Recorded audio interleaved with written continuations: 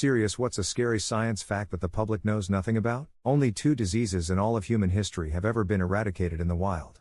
Smallpox and rinderpest. And smallpox is still present in several labs around the world and has even claimed a victim in that state. Rinderpest only affects cattle and there are still samples around. Disease-wise, everything else that ever existed is still around in some form, somewhere in the wild, and even those 2 are still present in labs. Dimethylmercury is a pretty fucked up one. GT. The toxicity of dimethylmercury was highlighted with the death of Karen Vetterhahn, a professor of chemistry at Dartmouth College, in 1997. After she spilled a few drops of this compound on her latex glove, the barrier was compromised, and the chemical permeated her gloves and was absorbed into her skin. It circulated through her body and accumulated in her brain, resulting in her death 10 months later. Hey guys, much like you, I love reading people's stories on Ask Reddit. Unfortunately, there's a lot of weird middle school level, just thought experiment type hypotheticals like nice try Baskin Robbins. I don't find this compelling, so that's why I've made it my mission to trawl and crawl through Ask Reddit and find the very best content and put it in your ears. That's why I'm begging you, like and subscribe. If there's anything I can do to help you out, give you the kind of content that you crave to help you get through your workday, let me know in a comment, but please like and subscribe. If my college biology professor wasn't completely misinformed, most humans have some form of parasite living inside them. Some variety of worm, etc. There are just creepy crawlies in our insides and we might never notice them. The one that came closest to giving me nightmares was hookworms. Although the thought that you could have heartworms kind of messed with me, too. Evidently, they're not just for dogs. It's only been recorded twice, in 2 lakes very close to each other. It's exceptionally rare or requires incredibly specific circumstances, such as proximity to volcanic activity, and a lake where the deeper waters and shallow waters never mix. 99.9% of lakes mix at least once a year.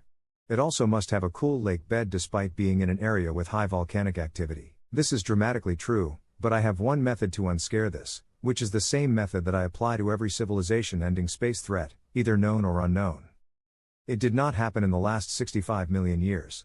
It is very implausible it will happen either in your lifetime or the lifetime of anyone you'll ever know. There's many unknown and forgotten diseases trapped in the permafrost and it's slowly but surely melting away.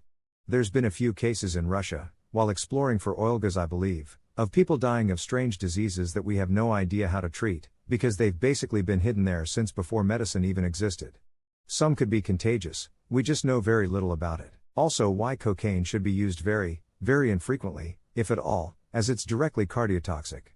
Dudes, I'm not a doctor, I can't give you medical advice. Just Google drug cardiotoxicity people. Research the fuck out of shit before you try it and test shit with reagents, for God's sake, it's so easy and cheap. I was a heavy cocaine user for a while and I still have weird dull pain in my heart at times that like lightly goes all the way down my left arm briefly. I used to get these pains all the time and my left arm and fingers would get cold when I was using a lot of cocaine. I'm talking several grams by myself with lots of cigarettes and speed. Been clean for a while now. Life is much better. Just want to say this, I was a man who could not stop using cocaine, no matter how hard I tried. I didn't get clean overnight and it was a difficult path to sobriety with several relapses along the way. But it was worth it. Every day I wake up and I take a minute to remember how grateful I am to be sober. Any addict who is seeing this, there is hope and there is a life worth living free of drugs and alcohol. Feel free to contact me if you are struggling. I'm going to see a cardiologist now that y'all have webbed me. Approximately 60, in some reports, of the world's population have the parasite Toxoplasma gondii in their brain. For a long time it's thought to have been a benign presence, but recent statistical research shows that it may have an impact on things like levels of anger and rates of accidents and suicide. When gondii is on rats it changes their behavior so that they find the smell of cat urine sexually appealing. So they find cats and get eaten. In the gut of the cat the parasite can reproduce. You're right, a lot of people don't know, forget that incredibly important electrical equipment is shielded in copper or other alloys that can stop electrons from fucking over all electronics. Don't get me wrong, it would be insanely bad, but phone calls, disaster control, and bare basic necessities would be met for most if not all people living in more developed nations. The amount of people affected by a storm like that would go down significantly for populations not reliant or having minimal access to technology. This year, like I said, I'm having a midlife crisis. I've started a YouTube channel and I'm on a big health kick.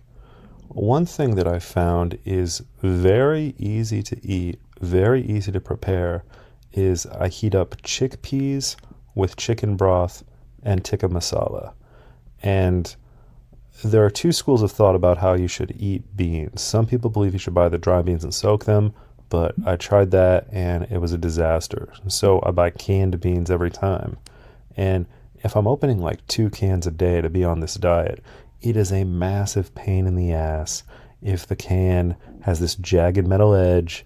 I'm worried if like little bits of metal are getting into my food and going to slice up my intestines. So I found this special can opener that actually opens the can in a way that is completely safe, no metal's getting in your food, and is 1,000 times better than any other can opener I've ever used. So if you wind up, opening a lot of cans for whatever reason, maybe you've got a cat or something, you must buy this can opener from my affiliate link. This is not to say that you won't get skin cancer from sunburn because your skin peels. You absolutely will get skin cancer if you burn over and over. Source: I'm 35 with a dozen basal cell carcinomas and one squamous cell carcinoma removed from my body by way of minor surgery. Have been sunburnt more times than I can remember and peel like a leper after the bad ones. This is how 75 of my grandparents went. It's actually pretty comforting to know that that's probably how I'll go. One day, one of my veins or arteries will weaken and break, and then I will be gone. No long hospital stays, no years of suffering.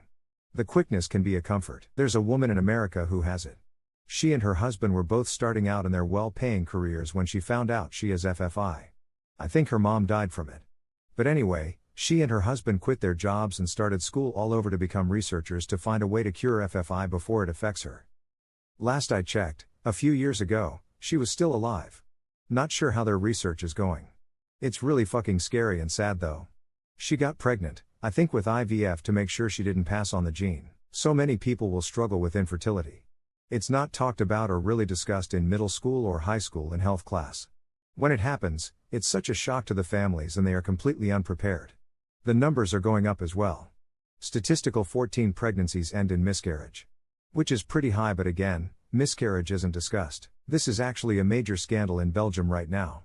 An American company called 3M apparently knowingly dumped large amounts of FOs, similar to PFOAs, in Belgian waterways which ended up in the drinking water.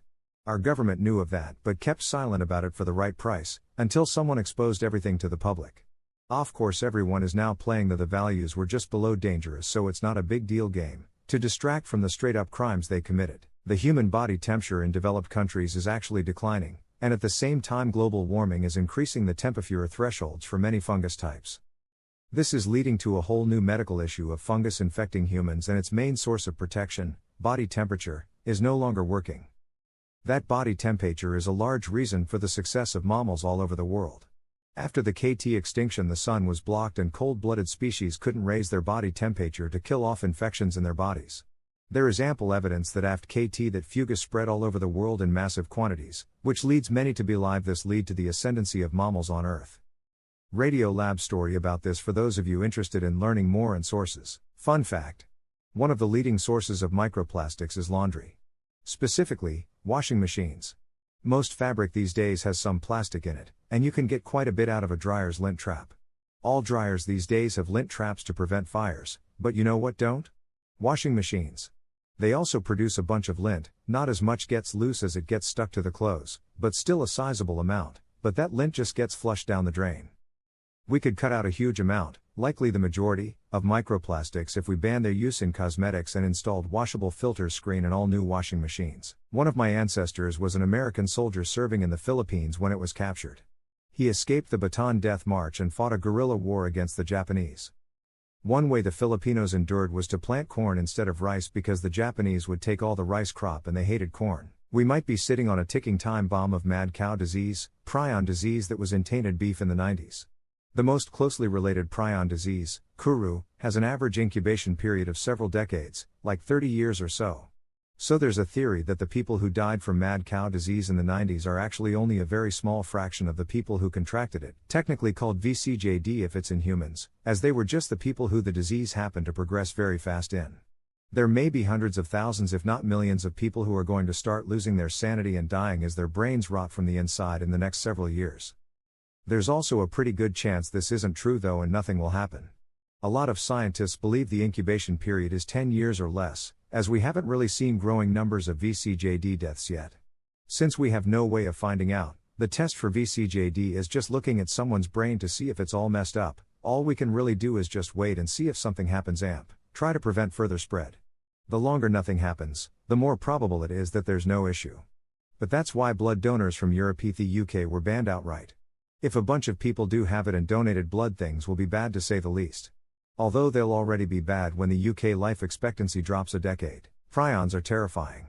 They're basically zombies at a protein level. They're misshapen in such a way that causes them to misshape other proteins. Normal methods of disinfection don't work. This makes researching them a very tricky matter, as while most cases involve eating infected meat, mishandling prion samples is all it takes. Tricky part is, there is no treatment either.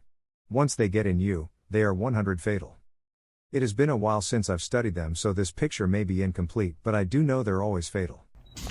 Do you have any idea how convenient it is to use a Keurig machine for brewing coffee or tea? Personally, I gave up coffee a long time ago, but I was able to get a great, delicious cup of coffee in just seconds with no cleanup, no extra work using a Keurig machine and a K-cup. And now I use my Keurig machine to brew tea, loose leaf tea, every day that I drink. And I also use it to make oatmeal and, anything else that you can put hot water into. So if you don't have a Keurig machine in your house, you're missing out. Try my affiliate link below in the description of the video, and you too can enjoy a great cup of coffee in seconds, any time of day. If your dog swims in a lake after receiving a spot-on flea treatment, it absolutely decimates the invertebrate population. A large dog swimming in 8 Olympic swimming pools worth of water soon after treatment will leach enough neurotoxin to kill 50 of the lake's invertebrate population within 48 hours. I say after, I mean relatively soon after, within say a day, to have an effect quite this devastating. The leaching does reduce over the month, but it's still there, and the effect of multiple dogs still allows for a terrible buildup of chemicals. I only recently learned that when you get sunburned, the burn isn't because of skin cell damage. The UV radiation damages the DNA. Then the skin cells decide to commit suicide and fall off so that the damaged DNA doesn't produce cancer. I'll never be mad at my skin peeling again. There are alternative ways some proteins can form tertiary structures. These different structures make the protein unable to function. These alternate protein structures are infectious and incurable as they are so stable. If you get some in your blood, they will slowly convert your own proteins when making contact. They're called prions. Heart muscle cells don't reproduce much in adults, roughly 1 per year. If you have an infarction or other stressor that kills those cells, then your heart won't be able to grow new cells to replace the dead ones.